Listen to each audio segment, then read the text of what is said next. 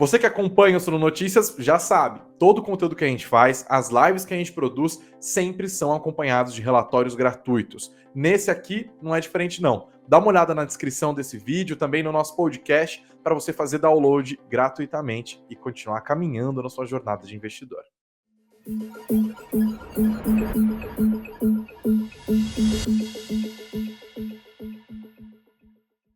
Que 2022 deve ser um ano de muita volatilidade, todo investidor no Brasil já está cansado de ouvir, até porque é ano eleitoral. Então muita gente também está preocupada com a dinâmica inflacionária, que comeu muita grana de muita gente em 2021. Preocupados com essas questões, a gente vai falar com o nosso analista João Daronco sobre investimentos defensivos no ano eleitoral. João, obrigado por ter aceitado o nosso convite. Seja mais uma vez bem-vindo ao Suno Notícias. Muito obrigado, Greg. Eu que agradeço pelo convite. É uma honra estar aqui, conversar com você sobre investimento, sobre a coisa que eu mais gosto de falar no planeta. E fico à disposição para responder o que vocês precisarem, o que vocês querem saber. Então já vamos começar. Em quem que você vai votar? Não, brincadeira. Já que vamos falar de investimento. Nada de em quem você vai votar. Mas eu quero saber o que você vai buscar de investimento para se defender desse período que deve ser conturbado. Primeiro, vamos começar por isso. Você acha mesmo que as eleições vão causar esse mar revolto todo em 2022? Tem potencial para tanto? Tá, eu acho que essa é uma boa pergunta, e aí não existe uma resposta certa, tá? Qualquer coisa que eu for falar são suposições. Dito isso, o que eu entendo? Eu acho que a eleição é uma carta já dada, todo mundo já sabe que vai ter eleição, todo mundo já sabe que é polarizado, que vai ser polarizado, ou tende-se a ser polarizado, tem dois lados bem definidos, todo mundo já sabe isso, são cartas dadas. Em momentos ou em cenários onde as cartas já são dadas, eu entendo que o mercado ele tende a reagir um pouco melhor do que algo imprevisto, como foi o coronavírus, a segunda onda, a Evergrande ou outro ponto nesse sentido. Então, acho que vai ser conturbado, mas, ao meu ver, ele deve ser muito menos conturbado do que todo mundo espera, por já esperar muita coisa. Então, é mais ou menos essa a minha visão. Ótimo, torçamos então para que seja por aí mesmo, né? Mas mesmo 2021 foi um ano em que a política acabou afetando o preço de muitos ativos, né? Então, até baseado nessa experiência desse ano conturbado, que foi 2021, e olhando para adiante, tem alguns setores ou alguns papéis que sofrem menos influência das decisões políticas? Ótimo, acho que essa é uma pergunta que tem sido muito vinculada atualmente. E aí, quando a gente pensa a resposta dessa pergunta, uma coisa fica clara, né? Então, a gente tem que focar em ativos que não estão ligados ao Brasil, porque é o Brasil que está sofrendo, é o ambiente político brasileiro que vai sofrer, e aí acaba envolvendo a economia doméstica, entre outros pontos. Então, como é que a gente foge disso? Foge do Brasil. Para mim, existem dois grandes grupos de investimentos que fazem a gente fugir do Brasil, por assim dizer, mesmo estando no Brasil. O primeiro é o agro. Então, o agronegócio ele é muito forte, ele é descorrelato da economia brasileira. O segundo seria ligado a commodities ou exportadoras, que também acabam por estar presentes no Brasil, seus custos são em reais, grande parte dos custos é em real, mas as receitas estão fora. Está em dólar, está na China, está nos Estados Unidos, está na Europa, então acaba por ele estarem no Brasil, empresas estarem no Brasil, mas se aproveitarem de momentos ou de momentos de países em outros continentes, tá? Ou seja, basicamente empresas cujos clientes ou a maior parte dos seus compradores, a maior parte da receita está fora do Brasil, né? A gente, pensando aqui, a gente pode falar o quê? Setor de petróleo, setor de commodities metálicas, né? Minério de ferro, e celulose também entra. Esses três setores que me vieram à mente fazem sentido? Sim, para mim faz total sentido. E aí tem um plus. A gente já considera que, fugindo do Brasil, quando a gente tem volatilidade, o dólar ele acaba por se elevar em momentos de maior volatilidade. O pessoal ele fica com maior medo do Brasil, tira capital daqui, o dólar acaba por subir, e aí esse tipo de setor, esse tipo de empresa que está correlata a esse setor, acaba por se aproveitar. E aí tem um plus, que eu gostaria de chamar atenção também, que tem a ver com onde essas empresas estão. O Brasil ele é o principal país do mundo para das três commodities que você falou, duas. Então, o Brasil ele tem a maior produtividade possível de todos os continentes, de todos os países, para a produção de celulose, para a produção de pinos, eucaliptos. Então, o Brasil ele tem a maior produção tem vantagem competitiva frente aos outros países, a mesma coisa para o minério de ferro. O minério de ferro brasileiro, principalmente do Pará, lá em Carajás, da Vale, ele tem o maior nível de pureza do planeta. Então, além da gente estar no Brasil, se expor ao dólar, a gente tem vantagens competitivas frente aos outros países do mundo. Acho que o Brasil é o melhor país do planeta para isso. Tá? E agora, olhando do ponto de vista inverso, quais são os setores que tendem a mais sofrer com o ruído político, por assim dizer? Tá, acho que é outra ótima pergunta. Os setores que mais sofrem são aqueles domésticos, tá? Então, ao meu ver, um dos setores que mais vai sofrer, não só por conta de questões políticas, mas também econômicas, que acabam muitas vezes estar intrinsecamente ligadas à política, é o varejo. E aí, quando a gente olha a cotação das empresas ligadas ao varejo, Magalu, Via Varejo, entre outras, a gente vê que muito desse temor já está descontado na ação. Ela já vem sofrendo aí desde junho, julho. Acabou que a cotação caiu mais de 80%, no caso da Magalu, 76%, se não estou enganado. Então, eu acho que varejo deve ser dos principais setores a sofrer em momentos de ruídos políticos e instabilidade econômica, como a gente já vem acompanhando aí nesses últimos meses. Retomando um pouco dessas empresas ligadas a commodities que você falou, tem algum setor que você tem predileção? Ótimo. Existem vários grupos de commodities, né? Como você falou, a gente tem as commodities metálicas, que são minério de ferro, ouro, entre outros, níquel, entre outros. A gente tem as commodities ligadas a óleo e gás, papel e celulose, e também tem as commodities agrícolas. Eu gosto bastante, eu acho que commodities agrícolas para o Brasil é um setor que faz muito sentido. O mundo ele tende a aumentar a sua população, estima-se que a gente vai ter 8,2 bilhões de pessoas até 2030, e não se tem onde plantar em outros lugares do mundo senão o Brasil. Então o Brasil, a gente já ouviu falar que o Brasil é o celeiro do mundo, né? E a gente deve continuar sendo. A grande parte da área agricultável nos próximos anos deve vir da exploração do Brasil. Então eu vejo o agro ou commodities agrícolas muito fortes no Brasil e elas com ótimos fundamentos de longo prazo, porque as pessoas elas aumentam seu PIB per capita, consomem mais comida, aumenta a população mundial, consome mais comida e essa comida tem que vir de algum lugar.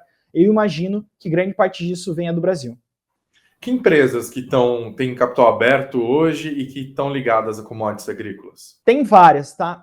Assim, quando eu falo tem várias, é que existem algumas, mas quando a gente compara a participação dessas empresas no PIB e a gente compara a participação desse setor no PIB e compara com a participação dessas empresas no Ibovespa, a gente vê que está muito distorcido.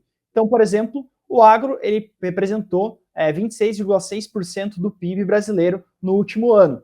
Então, apresentou mais de um quarto do percentual do PIB foi o agro. Quando a gente pega o número de empresas na Bolsa, ou a participação dessas empresas no Ibovespa, a gente vê que é próximo de 3%, 4%. Então, tem uma discrepância muito grande entre esses dois mundos. E eu sempre falo para o investidor, tenta compreender a Bolsa como um reflexo da realidade. Se ela está desconexa, está apresentando uma oportunidade. Então, quando a realidade está melhor do que a Bolsa, significa que não a Bolsa, mas os ativos em si, significa que a gente tem uma oportunidade, está tendo uma distorção no valor do preço, mesma coisa o contrário, aí os ativos estariam muito caros, tá? Mesma coisa o agro, tá? Então, o que eu vejo no agro? Existem vários ativos, mas acaba que eles ainda assim são pouco representativos quando a gente pega a cadeia do agro como um todo. Mas, para comentar quais são os principais que eu vejo a SLC, ela é uma produtora agrícola, ela está relacionada diretamente à produção agrícola, algodão, soja, milho, entre outras commodities, tá? Então ela vai lá e planta, arrenda terras, tem umas terras próprias também e planta. Tem a Brasil Agro também, que faz o mesmo sistema. Tem a Boa Safra Sementes, que ela está numa cadeia um pouquinho diferente, ela vende sementes de soja. Tem a 300, que ela vende além de sementes, fertilizantes, insumos. Também faz algum tipo de processamento. A gente tem a Vitia Fertilizantes, que também entra nessa cadeia de fertilizantes. Tem a Land 3, que é a Terra Santa Propriedades Agrícolas, que também está nesse setor de terras agrícolas, que estaria exposto ao agro. Então, acho que existem várias empresas que estão ligadas a esse setor e existem empresas que acabam por estar indiretamente relacionadas a esse setor, mas não trabalham diretamente com isso, como é o caso da Kepler Weber, por exemplo. Ela fornece sistemas de armazenagens de grãos, então ela auxilia o agro, mas ela não está exposta diretamente a isso. Mas eu entendo que ela também está, assim, intrinsecamente ligada à cadeia do agro, tá? Mais ou menos são essas as empresas que eu vejo hoje na Bolsa. Legal. Agora, eu queria rapidamente uma análise parecida disso, falando das empresas ligadas ao minério de ferro. Você prefere siderúrgicas ou mineradoras? Eu acho que é um ótimo ponto. Vejo as duas com riscos diferentes. Então, a dinâmica das duas empresas, dos dois grupos de empresas, eles são diferentes, tá? Eu entendo que as mineradoras no Brasil, a gente acaba por ter uma vantagem competitiva muito grande frente aos outros países. E por conta disso, eu entendo que as mineradoras elas têm menos risco, elas sofrem menos dos ciclos. Então eu vejo uma Tem essa pureza, né? Essa questão da pureza do minério de ferro que você citou, que favorece essas empresas, né? Isso. E depende muito menos de questões ligadas à economia como um todo. Grande parte do minério de ferro, porque assim, a dinâmica do minério de ferro é muito simples. O Brasil e a Austrália produzem e mandam para a China. A China consome mais de 50% do minério de ferro global e não produz nada. Então acaba que tem uma demanda muito firme chinesa. É muito difícil a China dar errado. Nos últimos 20 anos a China só cresceu. Então acaba que eu entendo que mineradoras acabam por ter um ciclo mais amortizado, por assim dizer, do que siderúrgica, sofre menos com ciclos econômicos. João, vamos falar agora desse último setor, né, das commodities, que é o setor de petróleo e gás aqui no Brasil. O maior player, né, que é um dos papéis mais líquidos do Ibovespa, inclusive muito investidor tem na carteira, é Petrobras. Mas para o investidor que está tentando buscar uma blindagem de seus investimentos aos ruídos políticos, faz sentido mesmo assim pensar em colocar a Petrobras na carteira? Ótimo, acho que é uma ótima pergunta também, como todas as anteriores. Acaba que a Petrobras sim tem esse risco político, então se você é acionista ou quer se tornar acionista da Petrobras, você tem que levar isso em consideração. Você não pode excluir isso da sua análise, é um dos riscos mais relevantes da tese, a questão política. A Petrobras ela já foi utilizada como instrumento político no passado, e aí dependendo do governo ele pode ser utilizado no futuro. Mas tudo isso tem que levar em consideração o preço também. Na minha visão, tem sim um risco político, não tem como se desconsiderar, mas não é porque a Petrobras ela tem uma participação do Estado, ela é controlada pelo governo federal, que o papel vale zero. Tá? Na minha opinião, o papel não vale zero, então tudo tem um preço, a gente tem que quantificar esse risco, entender quanto que ele pode influenciar na geração de caixa da companhia, e aí fazer um desconto em relação a isso para entender se vale a pena ou não investir. E para aquele investidor que não quer se expor ao risco político, ao risco de ser uma estatal, mas gosta do setor de petróleo, gosta do setor de óleo e gás, a gente tem outras alternativas. Então a gente tem grandes empresas que mesmo sendo grandes, elas são consideradas small caps, que são empresas de baixa capitalização, algumas com uma longa história, como é o caso da PetroRecôncavo, outras com uma história mais recente, como é o caso da PetroRio, que foi um turnaround. Então, acho que cabe ao investidor também a olhar esses outros cases que podem ser bastante interessantes para compor uma carteira. E, por fim, você tem alguma dica para quem está querendo ficar mais longe ainda do Brasil, isso é olhando para ativos de outros países? Acho que fica mais fácil abrir uma conta numa corretora ou comprar um BDR, enfim. Você acha que pode ser uma boa oportunidade para fazer isso em 2022? Acho que nunca é tarde para diversificar. Até diria que não para 2022, mas para 2021. O Brasil ele representa próximo a 3% do PIB global, um pouquinho menos do que 3% do PIB global. Então, talvez não faça sentido você se expor 100% ao Brasil e não às outras regiões do mundo. Eu acho que existem diversos pontos contra e diversos pontos a favor de BDRs, existem diversos pontos contra e a favor de abrir contas em corretoras em outras regiões, como nos Estados Unidos e outros países, tá? Então, acho que vai depender muito do perfil de cada investidor, e eu acho que nunca é tarde para diversificar. Acho que sim, todo investidor ele tem que se expor a outras economias, a outras moedas, e aproveitar desse único almoço grátis que existe nos investimentos, que é a diversificação. Ótimo, beleza. Nosso analista da Suno Research, João Daronco. João, muito obrigado por ter aceitado o nosso convite aqui. Sempre as portas ficam abertas para você no Suno Notícias e um excelente 2022. Um excelente 2022 para você também, Greg, para todos que estão assistindo. Eu que agradeço mais uma vez pelo convite. É uma honra estar aqui participando do programa de vocês para comentar com investidores sobre investimentos, né? A minha mais grande paixão. Boa, pessoal. Gostaram da conversa? Não se esqueçam, claro, de deixar o like. O like é muito importante para a gente. É você dizendo para o YouTube que esse conteúdo tem que ser espalhado. A mesma coisa para você que nos ouve em podcast. Você pode curtir o nosso conteúdo e também se inscrever aqui no nosso canal. Não se esqueçam que em 2022 a gente vai chegar on fire, hein? Com as nossas lives diárias, muitos conteúdos que você já conhece e outros que você vai conhecer e tenho certeza que vai gostar.